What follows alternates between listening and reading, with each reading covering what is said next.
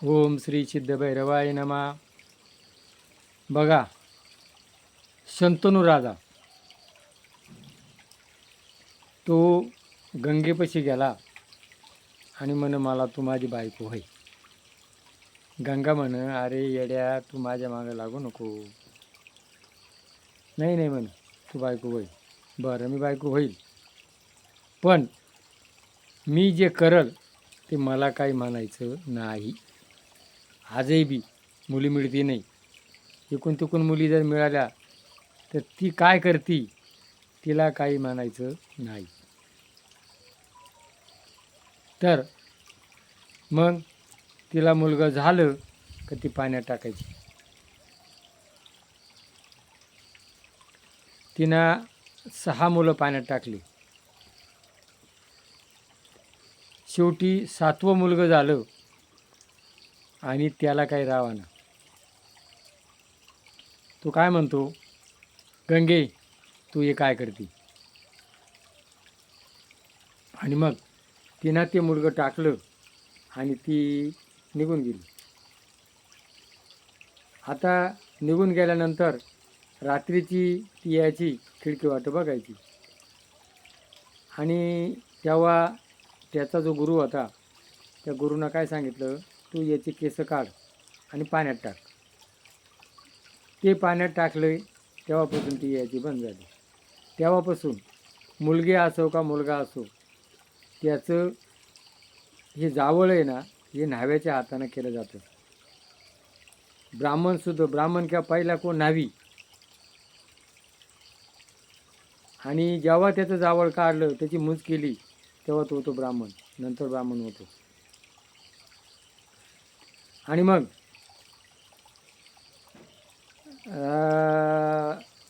त्याचं नाव काय होतं, सिद्धार्थ, गंगापुत्र.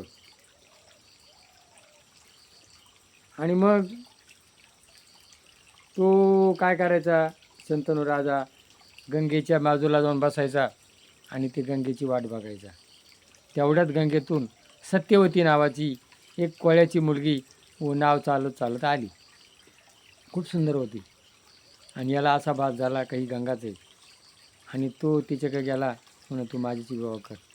म्हण मला काय सांगता येणार नाही, तुम्ही माझ्या वडिलांना चौकशी करा. आणि मग तिच्या वडिलांकडे तो गेला.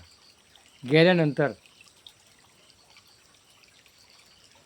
त्यांना काय सांगितलं, मी तुला मुलगी देईल, तू राजा आहे, पण तुझा जो मुलगा आहे तो राजा होईल, माझे मुलं त्याचे काय गडी होतील काय म्हणून. मग गपचूप आला आणि तो बसला चिंता करत.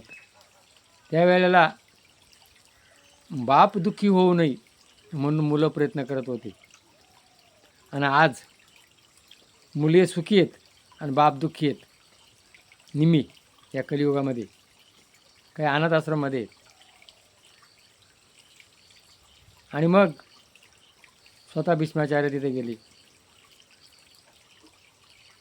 गंगापुत्र म्हण बा असं असं माझ्या वडिलांना तुमची मुलगी पाहिजे, ती द्या. अरे म्हण देऊ तुला, पण म्हण तू राज्य करशील. म्हण मी मरेपर्यंत राज्य करणार नाही. तू नाही करणार, पण तू त्यांना त्रास देशील. ह्या गादीवर जो बसल त्याची मी, तो कसाही जरी वागला तरी मी त्याची सेवा करीन.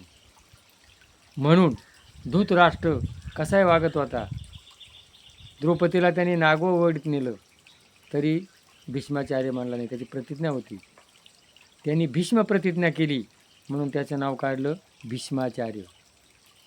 बघा किती वडिलांवर प्रेम, रामाचं किती प्रेम काय, आणि त्या भीष्माचं वडिलांवर किती प्रेम होतं.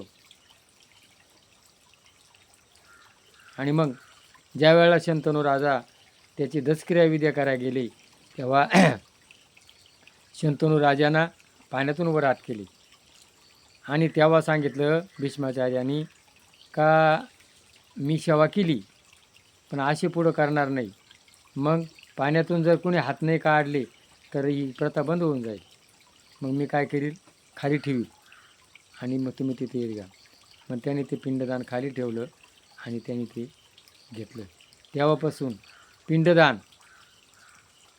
कावळ्याच्या रूपानं आत्मा येतो आणि कावळ्याला जर त्याचं 10 ग्राम वजन आहे, 5 ग्राम वजन आहे, ते दिसल्यानंतर तो पिंड घेत नाही.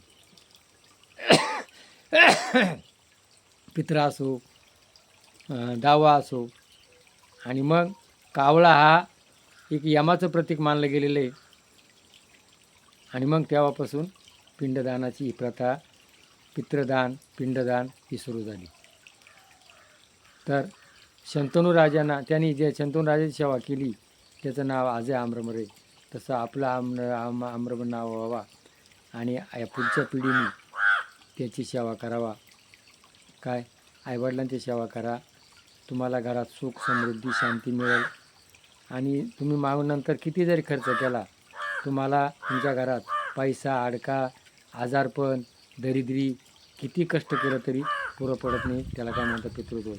म्हणून तुकाराम महाराजांचा अभंग आहे, जितपणी नाही दिले अन्न, मेल्यावर काय पिंडदान.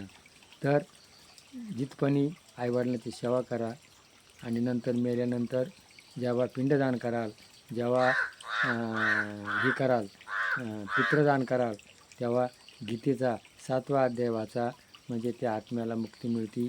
आणि हा व्हिडिओ आपण ऐकला असेल तर शेअर करा. जय भैरवनाथ.